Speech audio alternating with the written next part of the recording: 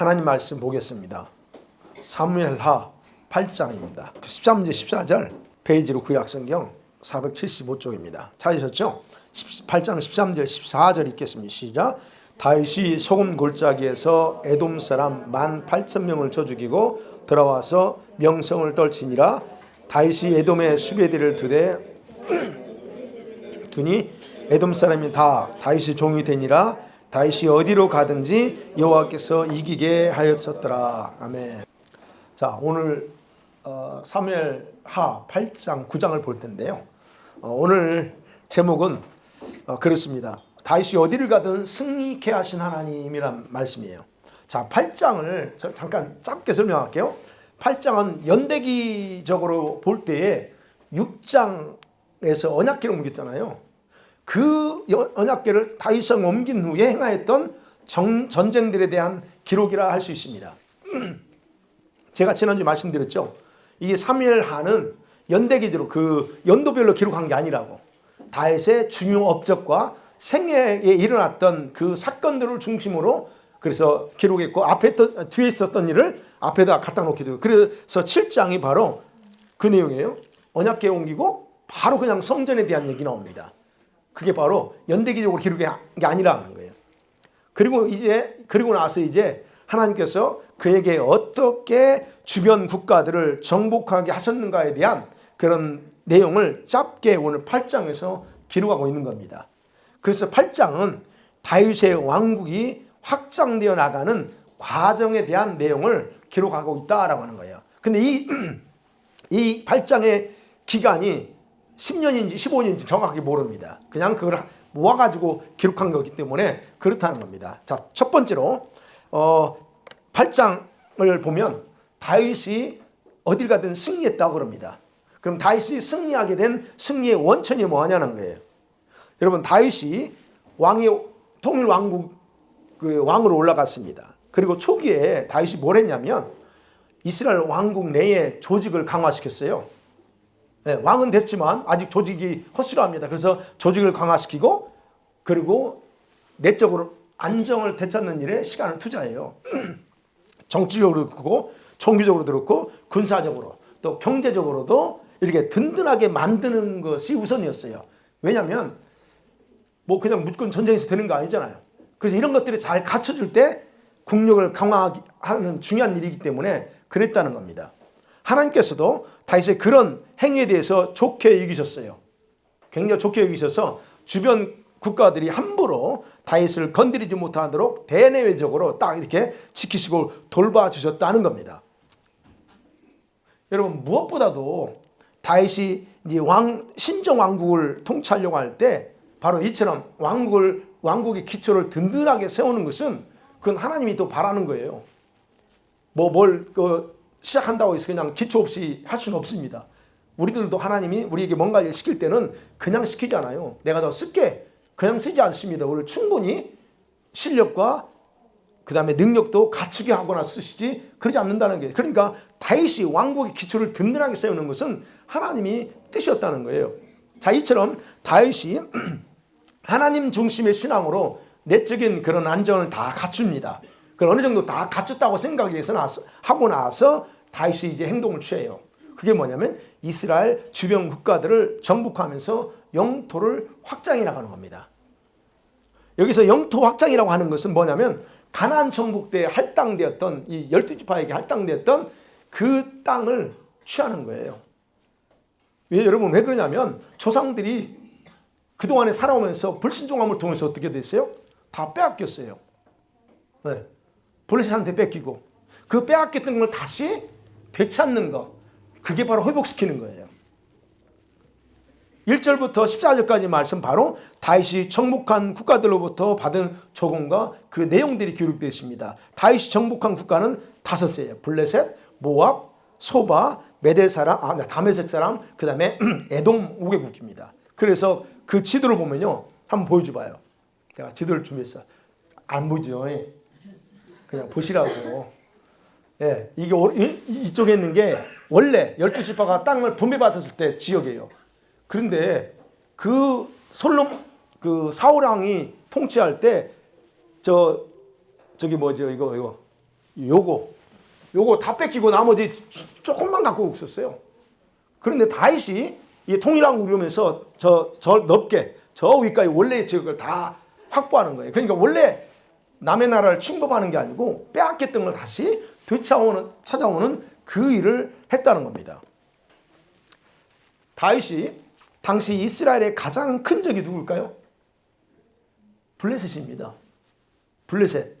그래서 오늘 1절에 보니까 먼저 블레셋을 정복해요. 굴복시킨다는, 완전 정복은 아닙니다. 굴복시킵니다. 그런데 이 사건이 언제 있었는가에 대해서 1절에서 이렇게 말하죠. 그 후에 다윗이 블레셋 사람들을 쳐서 항복을 받고 그렇습니다. 다윗은 그 후라고 그랬어요.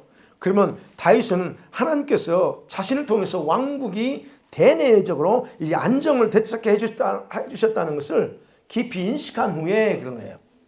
인식한 후에 무엇인가를 해야 되겠다는 생각을 했다는 얘기예요. 그 대상이 제일 먼저 블레셋이에요. 여러분 생각해 보세요. 오늘 안 읽었지만 글은 나옵니다. 다윗이 친 블레셋 지역을 여기 처음 들어본 말 메덱 암마, 이게 뭔 뜻인지 모르겠어요. 근데 여기 보면 모성의 굴레라는 뜻을, 히브리 뜻이고 모성의 굴레. 발음상으로는 그런 뜻이에요. 그런데 이 지역적으로 어딘지 정확하게 모릅니다. 여기는 안 나와요. 그런데 역대상 18장 1절에 보면 그 지역이 어디라는 걸 설명합니다. 그러면 블레셋 사람의 손에서 가드와 그 동네, 여기 이게 블레셋 아니에요. 이 가드 지역을 가리키는 말이 메덱 암마라 그럽니다. 그 지역을 정복했다는 겁니다. 그렇다면 가장 다윗이 먼저 블레셋의 어머니 같은 성, 모성이라는 게 어머니 같은 성의 큰 성이에요. 그걸 점령함을 통해서 어떻게 되냐면 이때부터 이 가드 지역을 이스라엘 합병시켜 버립니다. 그래서 이때부터 블레셋은 이스라엘에게 완전히 굴복돼요.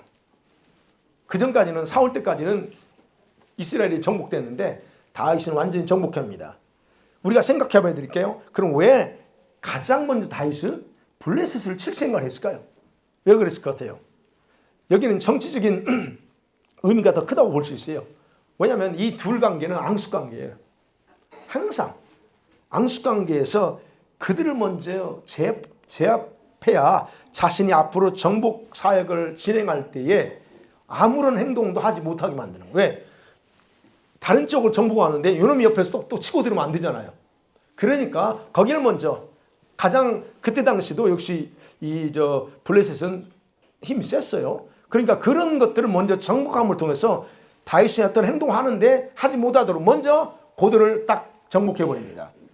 자, 이런 것은 사실 이것은요 다윗이 종교적인 열심도 강했지만 사리 판단이 좋았다는 거예요. 지혜가 있었다는 거예요. 뭐가 어떻게 해야 되는지 그런 것을 지혜가 있었다는 걸 그대로 보여주는 겁니다. 다른 말로 표현하면 하나님의 은혜와 축복을 많이 받았어요. 다윗이 받고 나서 그것을 만족하고 좋아만 하지 않았다는 거예요. 왜 하나님께서 자기에게 이런 축복을 주시지? 그걸 파악하고서 그 다음에 해야 할 일이 무엇인가를 알고 행동했다는 겁니다. 그래서 제일 먼저 행동하는 게 저 블레셋 골칫거리 블레셋을 먼저 정복하는 거예요. 여러분 우리가 이 다윗의 모습을 보면서 생각해 볼 게 있어요. 우리가 받은 은혜가 크고 받은 축복이 여러분 각자에 맞게 클 수가 있고 또 중간 정도 받은 것 같아 라고 느낄 수도 있고 그렇지만 아마 제가 생각할 때 여러분 각자 받은 것이 크다라고 고백하지 않을 수 없을 겁니다. 자, 그럼 이렇게 큰 은혜와 축복을 받은 만큼 자신에게 포커스를 맞추는 게 아니라 하나님의 계획에 맞추고 가는 거 이게 굉장히 중요하다는 겁니다. 다윗의 그거예요. 이렇게 잘되게 하고 모든 걸 받게 하는 것이 뭐냐 도대체 왜 나한테 이렇게 잘되게 했냐는 거예요. 그것이 커요 다윗한테는. 근데 그는 자기만 어떻게 한 게 아니고 이렇게 주신 건 하나님의 계획이 있구나 하는 거예요. 그 계획에 맞춰서 그는 행동했다는 겁니다. 다윗은 그 하나님의 계획을 알아요. 그래서 아니까 어떻게 해요? 더욱더 적극적으로 하나님의 나라를 즉 빼앗겼던 이스라엘 영토를 되찾기 위해서 이 원수를 정복하면서 이스라엘의 하나님 앞에 무릎을 꿇게 만드는 겁니다. 자기가 물론 딱 주변 국가들을 그 빼앗긴 땅을 그 정복하지만 그 정복하는 건 뭐냐면 그들로 하여금 이스라엘 하나님께 굴복시키는 거예요. 한마디로. 그 일을 만든 거라는 거예요. 그러니까 다윗은 자기가 받은 모든 것이 하나님의 은혜라는 사실을 이건 하나님이 거두신 축복이야. 이걸 핑계 삼아서 게으르지 않았다는 거예요. 교만하지도 않았습니다. 더욱 하나님 나라의 확장과 그리고 자신을 통한 하나님의 계획을 위해서 온 힘을 다했다 하는 것을 우리가 생각해 볼 수 있다는 겁니다. 여러분 이게 바로요. 이렇게 사는 사람이 하나님의 은혜를 아는 성도들의 삶의 특징 중에 하나예요. 여러분 어떠세요? 여러분이 하나님께 충분한 은혜 받으셨어요? 큰 은혜. 그 은혜를 받았어요. 그렇다면 여러분은 무엇에 또는 누구에게 포커스를 맞추고 살고 있느냐는 겁니다. 우리가 한번 생각해 보죠. 여러분 무엇에 포커스 맞추고 삽니까? 주님께 은사, 은혜. 여러분 적어도 매일 기도합니다. 여러분 매일 기도하죠. 매일 기도하면 하나님은 이것저것 주셔요. 은사도 주시고 당연히 주십니다. 능력도 받았어요. 많이. 그러면 이런 모든 걸 받았는데 이건 엄청난 축복이에요. 그러면 그 받고 났으면 누구에게 무엇에 포커스를 두고 맞추고 가는 거예요. 여러분 자신입니까? 뭐냐 보자는 겁니다. 다윗은 그러지 않았다는 거예요. 자기에게 포커스를 안 맞춰요. 여러분이 받은 은혜와 축복, 진짜 그 은혜가 축복이 참 은혜가 되고 참 축복이 되게 하는 길이 있습니다. 그게 뭘 것 같아요? 어떻게 해야 그 은혜가 그 축복이 진짜 축복이 될 수 있어요? 여러분이 많은 걸 받아도요. 그 받은 것을 헛되게 만들 수 있어요. 그래서 고린도서 6장 1절에 바울이 그러잖아요. 하나님의 은혜를 헛되이 받지 말라 그래요. 헛되이. 아니 은혜가 어떻게 헛되게 받을 수 있어요? 하나님이 주신 은혜는 값진데 쏟아주는데 그 은혜를 헛되게 만든대요. 아니 어떻게 그게 가능해요? 얼마든지 가능하다는 겁니다. 우리가. 그럼 어떻게 하는 게 여러분 그러냐는 거예요. 간단해요. 여러분. 여러분 은혜 받고 아무것도 하지 않고 혼자 만족하며 지내면 됩니다. 심플하죠? 은혜 많이 받으세요. 그리고 혼자만 그 받고 좋아하며 사시면 됩니다. 그러면요. 그 은혜가 어떻게 되는 줄 아세요? 그 은혜가 주셨으니까 받아요. 받았어. 근데 그 은혜가 어디 가나니까 여러분 속에서 스스로 속에서 터져요. 그거 아셔야 돼요. 받은 은혜 그걸로 만족하면 속에서 터진다니까. 부부 사이에 터지든가 저 혼자 막 열받아가지고 터지든가 터지게 돼 있어요. 여러분 은혜는 흘러가야 생명력이 발휘합니다. 맞아요.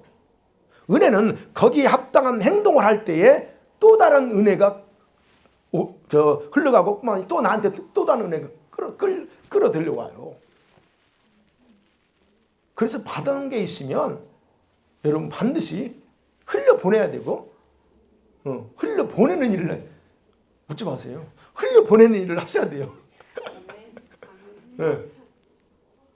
그래서 여러분 예전에 그 부흥회 할 때 지금 느끼게 시골에서 부흥회 할 때 보니까 뜨겁게 부어서 2, 3일 일주일도 안 가 그 은혜가. 왜 그럴까요? 그 은혜가 잘못된 게 아니에요. 그 은혜는 값지고 하나님 특별한 은혜예요. 그런데 그때 받았던 은혜가 일주일도 안 가요. 일주일도 안 가서 그냥 언제 돼버려요. 왜 그래요? 그때 몰랐어요. 모르니까 그냥 혼자 그 받은 거 혼자만 간직하고 있으면 되는 줄 알았어요. 근데 그게 아니었더래요. 그러니까 이 은혜는 흘려보내야 된다. 자, 그래서 이게 다윗이 바로 그런 거예요. 다윗이 그런 삶을 살았다는 거예요. 바로 이렇게 사는 성도가 하나님의 참 은혜를 맛본 사람이고 참 은혜를 아는 자들이라는 거예요. 여러분 그렇죠? 네. 자, 다윗이 이제 그 보면 다시 본문으로 돌아. 다윗이 단순히 왕궁 안에만 머물러 있었던 게 아니에요. 있은 게 아니고 거기서 놀고 편하다. 야, 진짜 하나님이 이렇게 축복 주셔가지고 이제 편하게 살게끔 채워주셨어요. 그렇게 먹고 놀지 않았다는 얘기예요. 자신이 뭘 해야 될지를 정확하게 알고서 그대로 실행하는 거예요. 여러분 하나님께서 여러분에게 뭔가를 가르쳐 주시나요? 성령으로부터 뭘 해야 될까를 여러분 가르쳐 주려 그러면 그거 하세요. 중단하지 마세요. 다윗은 자신의 정복 사업에 하나님께서 함께 일하실 것을 믿었기 때문에 담대하게 밀어붙인 거예요. 물론 당시 그 지역의 패권을 가지고 있던 블레셋은 결국 그래서 다윗의 속국이 돼요. 그리고 영토의 일부가 이스라엘 합병돼 아까 말씀 가드 지역이 합병됩니다. 그 다음에 다윗은 뭘 했냐면 개인적으로 우호적이었던 모압을 쳐서 정복합니다. 여러분 어제 이재 집사님 통해서 무슨 내용을 봤죠?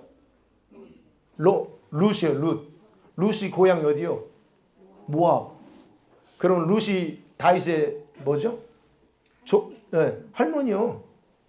할머니 고향이 모압입니다. 그러면 초기에 다윗이 도망 다닐 때 모압으로 갔어요. 그런 초기에는 개인적으로는 여러분 모압 원수가 아니었습니다. 개인적으로. 그런데 민족적으로는 모압은요. 출애굽할 때부터 가나안 땅에 들어가는 순간까지 이스라엘을 대표하는 적대 국가, 적대 민족이었어요. 그래서 다윗이 이제 어쨌든 나옵니다. 다윗이 왜 모압을 쳐서 정복했는지 성경 안 나오지만 그러나 정복합니다. 그래서 정복하면서 그가 행한 게 있어요. 뭐냐면 2절에 그럽니다. 정복하면서 모압 남자들 다 잡아놓고 다 엎드리게 그리고 키를 잽니다.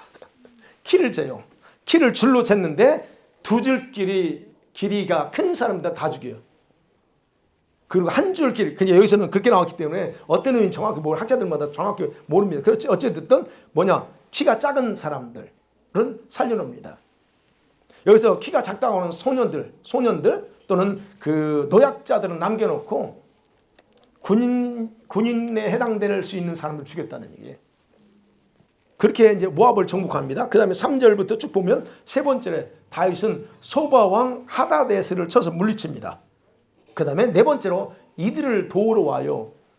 다메섹 아람 왕이 하다데스를 도우러 옵니다. 근데 다윗이 그들도 역시 쳐서 승리합니다. 그래서 그들한테 이 조공을 이제 바치게 하죠. 그리고 다윗은 아람 지역에 수비대를 딱 세워서 꼼짝 못하게 딱 철통방을 세워버립니다. 자, 그리고 나서 다윗이 여기서 많은 그 놋을 빼앗아요. 놋을 빼앗아서 하나님께 바칩니다. 그 다음에 마지막 다섯 번째로 다윗은 에돔은 누구죠? 에서죠. 야곱의 형이요. 그런데 이 에돔도 역시 이 출애굽 때부터 그렇게 이스라엘을 못 살게 그랬던 거예요. 지금도 마찬가지입니다. 어찌됐든 그러니까 에돔을 쳐서 승리해서 그곳에 또 역시 수비대를 철통같이 만들어서 그들도 역시 복종하게 하고 조공을 바치게 합니다. 자, 그런데 이제 포인트는 그겁니다. 8장에서 다윗이 승리를 했어요. 그래서 승리를 기록하면서 매우 중요하고 중요하게 강조하는 핵심적인 표현이 있어요. 그게 포인트라는 겁니다. 뭐래요? 다윗이 어디로 가든지 여호와께서 이기게 하셨다 하는 겁니다. 어디로 가든지 이기게 하셨다 하는 거예요. 여러분 이것은 다윗의 정복 사업에서 주인공은 누구였다는 거예요? 다윗이 아니라 하나님 여호와 하나님이었다는 거예요. 하나님께서 승리하게 하셨기 때문에 다윗은 이긴 것뿐이다 라고 하는 겁니다. 물론 다윗이 전략적으로 있어요. 군사들도 있고 인간적인 관점에서 보면 준비 다 했어요. 전쟁 싸울 준비 용사들 탁탁탁 조직되어 있습니다. 그러나 그런 것들이 승리의 원천이 아니라 하나님께서 직접적인 개입으로 승리하도록 하셨다는 것이 핵심이라는 거예요. 그런데요, 여러분, 다윗도 그 사실을 안다는 거예요. 다윗도 그 사실을 잘 알고 있었기 때문에 정복한 국가들로부터 이제 조공도 받죠. 그다음에 거기서 금은 같은 놋 같은 거, 전리품이죠. 이 전리품들을 자기가 안 취해요. 다 어디다 바쳐요? 하나님께 바쳤다 그럽니다. 11절에 다윗 왕이 그것도 여호와께 드려요. 자기가 해서 한 게 아니고 이건 하나님이 승리하게 한 거니까 하나님께 다 바친다는 거예요. 근데 이런 것들이 다 나중에 솔로몬이 성전을 건축할 때 다 그가 매트리얼 재료가 되는 겁니다. 자, 어쨌든 그렇게 이 8장의 핵심은 그래요. 어디로 가든지 하나님이 승리하게 했다는 거예요. 여러분 이걸 보면서 우리가 생각할 수 있는 건 다 뻔히 아는 얘기지만 하나님께서 저와 여러분의 인생의 주도권을 잡도록 하셔야 된다는 겁니다. 네. 그죠? 그렇게 되면 여러분 어떤 일을 하고자 할지라도 하나님은 최고의 것을 여러분에게 풀어주실 겁니다. 이게 가장 뻔히 아는 그 원리예요. 여러분의 삶 가운데서 가장 아름다운 열매를 맺게 될 거라는 거. 어떻게? 그분이 인생의 주도권을 잡으면 그게 가능하다는 거예요. 우리가 나름대로 하나님의 영광을 위해서 우리가 많이 이렇게 몸부림치죠. 간단한 방법은 여러분요, 하나님이 여러분 인생을 주님의 주도권에 맡기면 돼요. 그러면 하나님이 저와 여러분의 생을 통해서 하나님의 영광을 위한 존재의 목적을 우리를 통해서 나타나신다는 거예요. 그게 다윗의 모습에서 그대로 나옵니다. 그래서 다윗은 여러분 하나님의 이러한 특별한 축복을 경험하면서도 교만하지 않았어요. 그리고 오히려 그가 받은 축복이 헛되지 않도록 통치를 합니다. 그 통치 핵심에 대해서 15절에서 이렇게 말합니다. 다윗이 온 이스라엘을 다스려 다윗의 모든 백성에게 정의와 공의를 행할세 그랬어요. 여러분 이건 무슨 말이냐면 다윗의 통치 핵심이 이거 다른 거 없어요. 정의와 공의래요. 무슨 말이에요? 여기서 정의에 해당되는 히브리 단어가 미시파트라는 단어예요. 이 말은 공정한 재판을 실제 공정한 재판. 그 다음에 이 여기서 공의라고 하는 거 해당되는 체닥합니다. 이 단어는 무슨 말이냐면 하나님의 율법에 일치된 행위를 했다는 얘기예요. 왕으로서. 그러면 이 두 단어는 다윗이 정복 전쟁 있죠? 그 정복 전쟁은 하나님의 특별한 그런 도우심으로 이루어졌지만 자기 백성들에게 행한 통치는 어땠다는 거예요? 개인적인 감정, 상황에 치우친 게 아니라는 거예요. 뭐에 의해서? 율법의 핵심에 따라 일치하게 행동했다는 거예요. 하나님의 은혜를 아는 사람, 진짜 하나님이 자기 생애의 주도권을 잡으면 결국 이렇게 갈 수밖에 없다는 게 결론이에요. 물론 이제 사람이 변질될 수는 있어요. 변질될 수 있지만 그러나 다윗은 그런 부분에서 정확하게 그 의미를 알고 했다는 거예요. 다윗이 아까 그랬죠. 신정국가, 신정국가의 왕이라고 그랬어요. 그런 왕인데 이 다윗은 어디까지가 하나님의 말씀과 공의에 입각해서 어디까지나 입각해서 이스라엘을 다스렸다 하는 거예요. 이게 중요합니다. 왜? 대리자야. 다윗은 대리자일 뿐이에요. 그게 신정국가예요. 그러면 교회도 마찬가지고 이 앞으로 모든 하나님의 어떤 그 조직에서는 그렇게 가셔야 돼요. 그럼 교회도 역시 마찬가지죠. 교회도 통치자는 주님이시지 여러분도 아닙니다. 장로가 아니에요. 우리 교회는 장로 교회이기 때문에 장로 정치 그래요. 그래서 장로가 힘이 세다 이런 차원이 아니고 장로의 그 법에 있어요. 그 법에 근거해서 가요. 그렇지만 그 법보다 위는 하나님 법이에요. 이거 해야 돼요. 예배도 마찬가지로 모든 것의 통치권자는 하나님이셔야 되지 절대로 사람이 돼서는 안 된다는 거예요. 다윗이 바로 그런 정치를 했다는 얘기예요. 그래서 사무엘 저자가 이렇게 매우 짧은 한 장, 한 장이 되는 짧은 거지만 이 두 단어를 통해서 다윗의 그 정의로움과 율법에 신실했다라고 강조하는 겁니다. 이 말은 무슨 말이냐면 장차 메시아가 통치할 하나님의 나라의 통치 방법을 그대로 보여준 거예요. 여러분 천년왕국 때 우리 예수님이 왕으로 통치할 때 이 방법 이대로 통치하십니다. 그것을 여기서 우리가 엿볼 수 있다는 거. 그 다음에 두 번째 이제 9장으로 넘어갑니다. 자, 9장의 내용은 여러분 요나단과 맺었던 언약을 다윗이 기억하고 있어요. 그런 내용입니다. 다윗의 업적과 생애를 중심으로 기록한 내용 중에서 이제 요나단과의 과거의 언약을 어떻게 지켰는가를 소개하는 거예요. 여러분 우리가 잘 아는 것처럼 요나단은 다윗과 언약을 맺었죠. 그 부분이 사무엘상 20장 14절에 17절 기록되어 있으면 같이 볼게요. 시작. 너는 내가 사는 날 동안에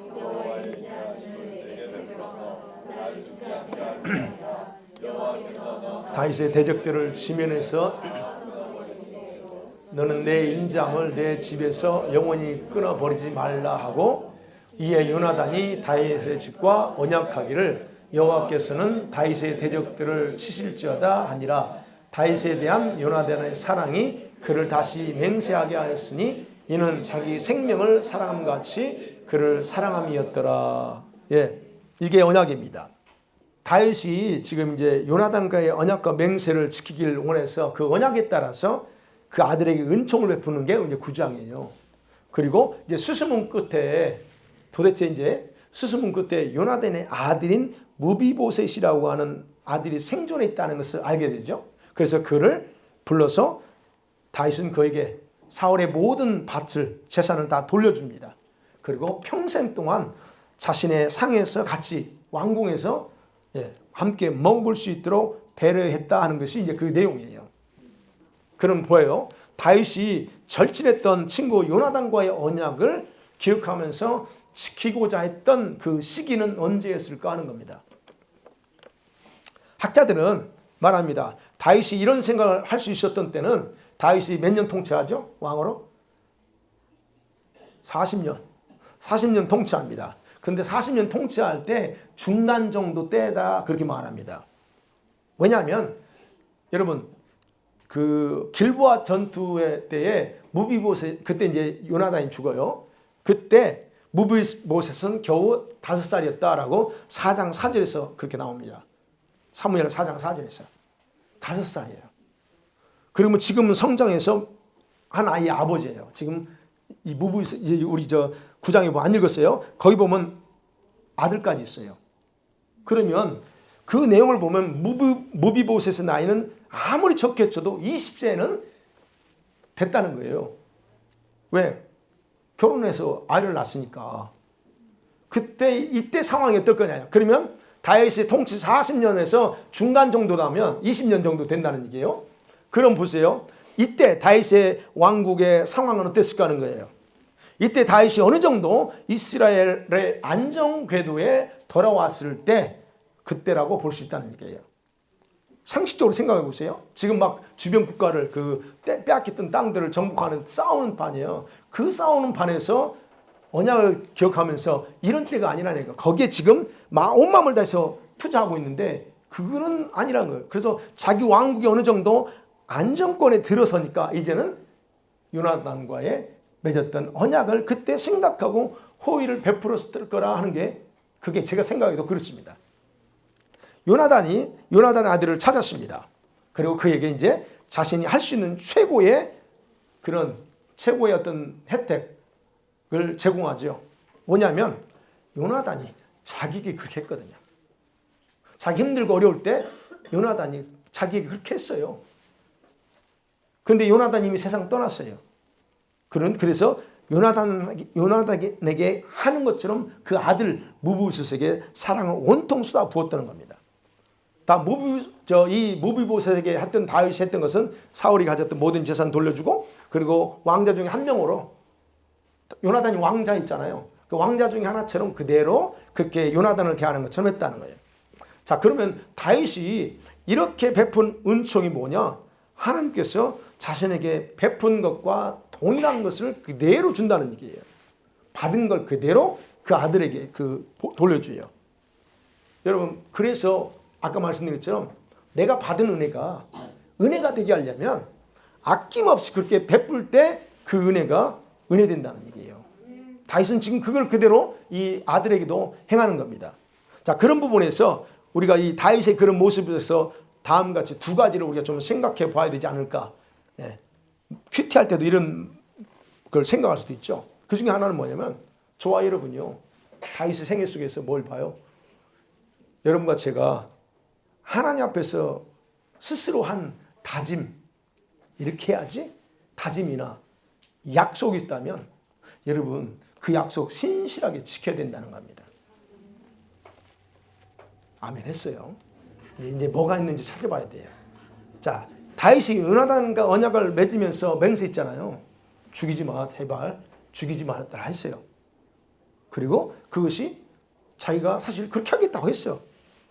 그런 것처럼 저와 여러분이 신앙을 가지고 하면서 하나님 앞에 한 약속이 있다면 반드시 지켜야 된다는 거예요. 왜냐하면 우리 입에서 나오는 말 한마디, 마음에서 나오는 어떤 진심, 그것은 그분은 다 들으시고 우리들이 그대로 행하기를 기다리기 때문에 그래요. 그분은 우리의 신음소리까지 들으신다면서요. 그렇다면 여러분이 맺은 말, 다짐했던 거 이것까지 다 알고 계신다는 거예요. 그래서 그걸 지켜야 돼. 그래서 이것에 대해서 신명기 23장 21절에서 이렇게 기록하고 있잖아요. 같이 봐요. 시작. 내 하나님 여호와께 선언하였거든 갚기를 더디하지 말라. 내 하나님 여호와께서 반드시 그것을 내게 요구하시리니 더디면 그것이 내게 죄 될 것이라. 예, 언제 했을까요? 최소한 제가 볼 땐 저도 그랬으니까 최소한 한두 가지는 최소입니다. 한두 가지는 여러분이 약속한 게 있을 거예요. 언제? 직분 받을 때. 하나님 그럼 올해 이런 직분 받았는데 이렇게 하겠습니다. 다짐한 거 있죠? 아니면 여러분이 기도하되 진짜 막 급해가지고 하나님 이 기도 응답해 주면 내가 이렇게 할게요 저렇게 할게요 한 것들이 있죠. 없으면 다행이야. 그런 것들이 사실은 여러분 반드시 지키셔야 돼요. 네. 하나님이 그거 지킬 때까지 여러분 쫓아다닙니다. 예전에 말씀드렸죠. 여러분 모르고 서운한 것들이 있을 거예요. 그거 회개하셔야 돼요. 그리고 그걸 지금 지킬 수 있으면 지금이라도 하셔야 됩니다. 저한테 하라는 게 아니에요. 주님께 하는 거예요. 두 번째 이 다윗의 그 모습 속에서 뭐냐면 저와 여러분은 다른 사람에게 이 자비와 호의를 베푸는데 인식하지 않아야 된다는 거예요. 인색하지 않아야 된다. 여러분 사울은요 다윗과는 개인적으로 원수진 일이 없어요. 그런데 다윗은 오랫동안 거기에 박해받았잖아요. 거의 10년 가까이. 그런데 요나단과는 아무런 문제 없었어. 그러면 다윗의 입장에서 오늘 내용을 보면 그래요. 다윗이 뭐라고 보느냐면 9장 1절에 다윗이 이르되 사울의 집에 아직도 남은 사람이 있느냐 그래요. 그러면서 내가 요나단으로 말미암아 그에게 은총을 베풀리라. 이게 무슨 말이에요? 그는 사실은 사울한테는 안 해줘도 돼. 그런데 말합니다. 다윗이 요나단 때문에 사울의 집안에 은총을 베풀겠다 그래요. 여러분 이것이 다윗에게 나타난 긍휼을 베푸는 원칙이에요. 아버지는 자기를 그렇게 했지만 요나단은 그러지 않았다는 거예요. 그래서 요나단은 생각하면 내가 아버지가 박해한 것보다 더 커. 그래서 그에게 그대로 베풀겠다는 거예요. 뿐만 아니라 그것은 율법의 가르침을 따르는 거예요. 그게 율법에서 가르치거든요. 아버지 때문에 아들 죽이지 못하게 해요. 아버지가 지은 죄 때문에 아들 죽이지 못하고 아들이 지은 죄 때문에 아버지 죽이지 못하게 해요. 그러면 그 내용을 그대로 지금 다윗은 따라가고 있다는 거예요. 자, 우리들이요. 나와 여러분과 각자가 무엇인가를 맞지 아니하면 등을 돌리는 경우가 있어요. 그죠? 나 안 맞으니까 등 돌려버립니다. 그건 자유야. 그런데 그것은 굉장히 하나님께서 싫어하시는 행동이라는 거예요. 어느 누가 그러면 여러분 다 헤어져야 돼. 맞는 부부 어디 있어? 등 돌려야지.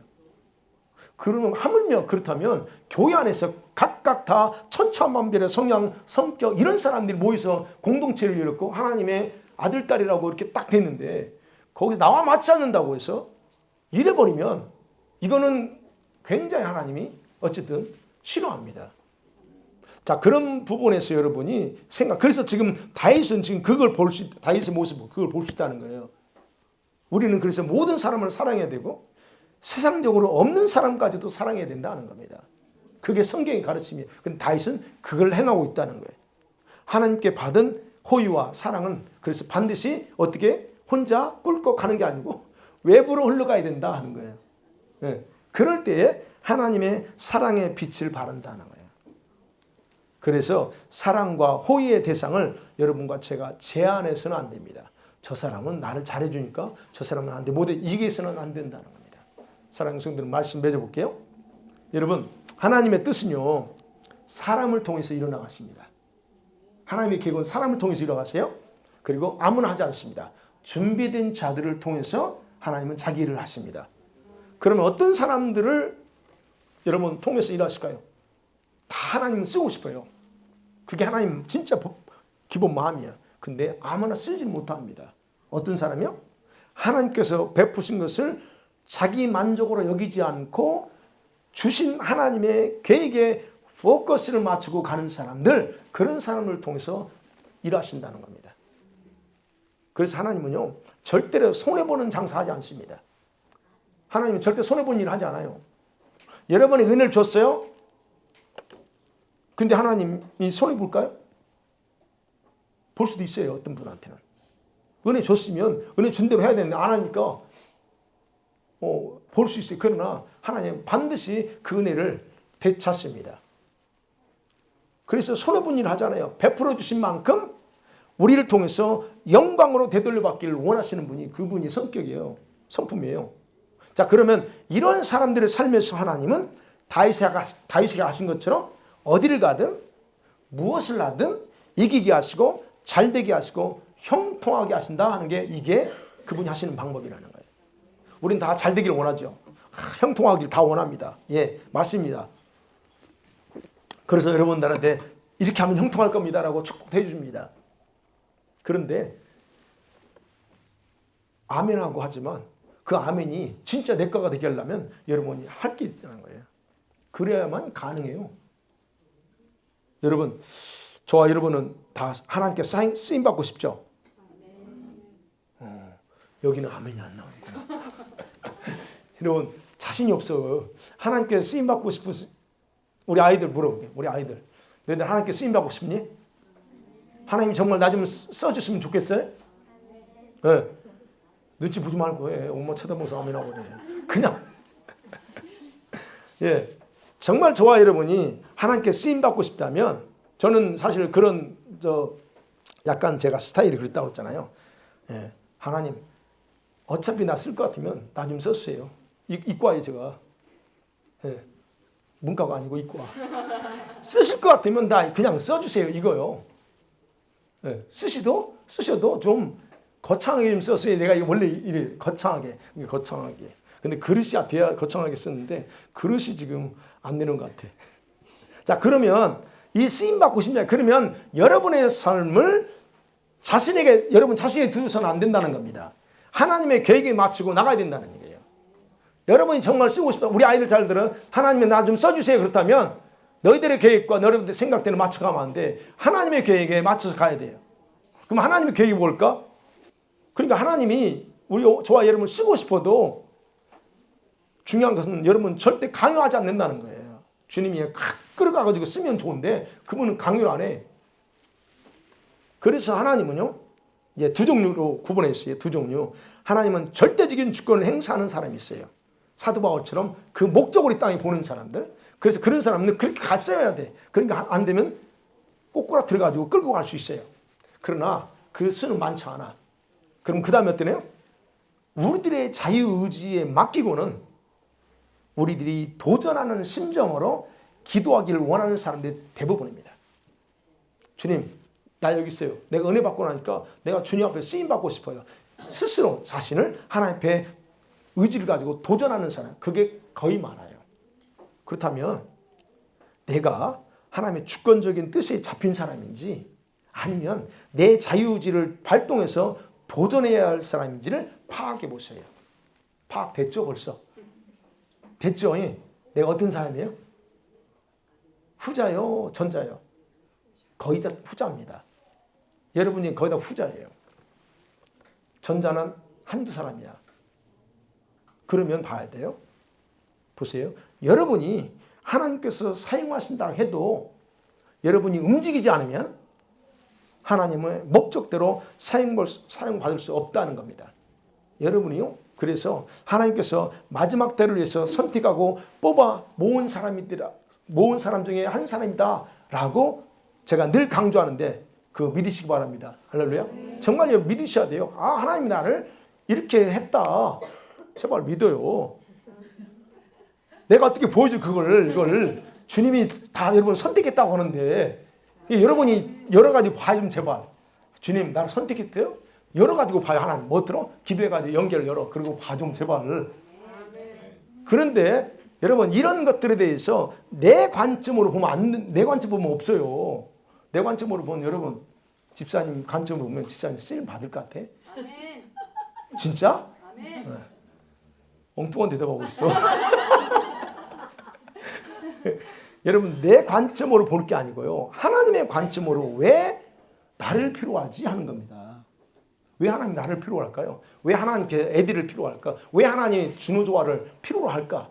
왜 하나님이 주영이 주하? 아이고, 이름이 왜 필요로 할까 하는 거예요. 내 관점으로 보지 마세요. 하나님의 관점 보시라는 거예요. 그러면 정확하게 나와요. 아, 당장 뭔가 희미하게 보일 수 있지만 나온다니까요. 그리고 우리가 지금 마지막 때 살고 있잖아요. 그러면 왜 하나님께서 이 마지막 때에 나를 살게 하시고, 그리고 또 이렇게 그냥 지금 우리처럼 그냥 막 시도 때도 없이 이렇게, 아니 밴쿠버에서, 한국은 이런 교회가 많은데 밴쿠버에서 3일간 예배하고 매일 저녁에 뭐 기도하고 여기 연결해가지고 기도하고, 아니 이런 좀 이상한 그런 교회에 이게 와 있을까 하는 거예요. 도대체 왜 그러냐는 거예요. 생각해 보라는 겁니다. 그리고 하나님의 특별한 그런 사랑을 경험하고, 지금 오늘 이 시간에도 여러분이 나온 게 뭐예요? 예배 자리에 나오도록 부르셨으니까 나왔지, 여러분이 그냥 온 거 아니잖아요. 우리가 하나님의 그 주권을 안다면. 주님 부르지 않으면 올 자가 없어요. 그래서 왔어. 그럼 왜 나를 이 자리에 불러주셨냐 하는 겁니다. 그걸 다시 한번 생각하면서, 주님 왜 불렀어요? 왜 나로 하여금 계속 이 김 목사는 계속 여러분 하나님이 선택했다고 말하는데, 왜 도대체 저 김 목사는 또 반복하고 또 오늘도 얘기하고 지난주 얘기하고 왜 그럴까요? 라고 좀 제발 물어보시라는 거예요. 확신이 안 서면, 내가 얘기는 확신 쓴 사람 괜찮아. 그래서 오늘 저녁에 이러한 하나님의 마음에 여러분의 마음과 생각이 일치되어서 여러분의 삶을 더 건실하며 살고자 하는 그런 강한 도전이 일어나기를 간절히 축원하고 또 축원합니다. 아멘. 예, 기도하십니다.